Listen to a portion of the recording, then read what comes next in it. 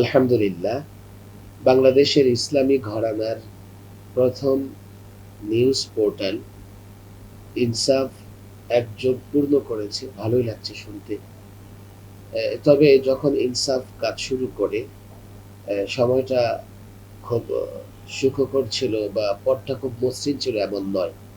ফেসিবাদের আমলে কাজ শুরু করে এবং নানা চড়াই উতরাই, বাধা বিপত্তি, এমনকি ফেসিবাদী আক্রমণ আঘাত সহ্য করে ইনসাফ তার কাজ চালিয়ে গেছে।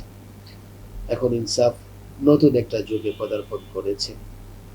আমি আশা রাখবো যে ইনসাফ ভবিষ্যতেও অতীতের ধারাবাহিকতা ঠিক রেখে কাজ করে যাবে। যেকোনো প্রতিকূল অবস্থায়ও ইনসাফ তার কাজকর্ম অব্যাহত রাখবে।